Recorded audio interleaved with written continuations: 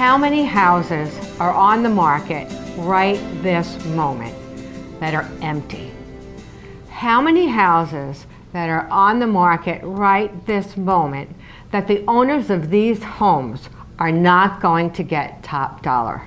And I'm going to tell you a little story so that way you can see that staging is really important. I sold a house to a gentleman 13 years ago.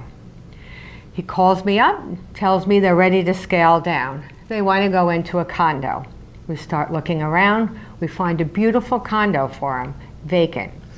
And his wife turns around and says, "What am I going to do with all this space? How am I going to make this work? Pat, can you help us?"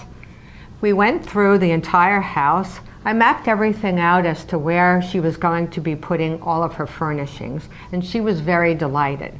But she was more delighted when the appraiser came to the house and she found that she was going to have $15,000 in equity on the day she closed. And why is that?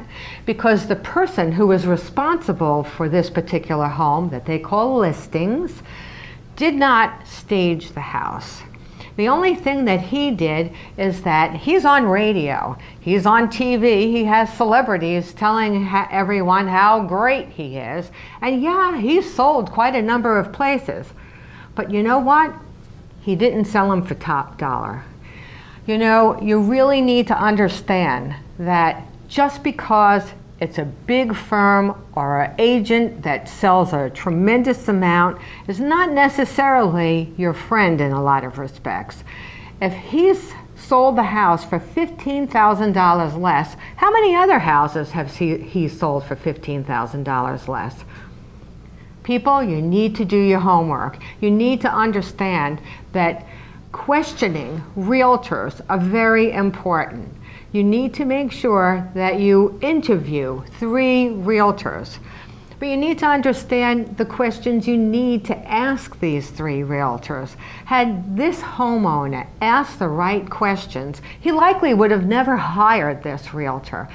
Especially since when we opened up the door had spider webs all over it. Obviously, this agent hadn't been there in a while.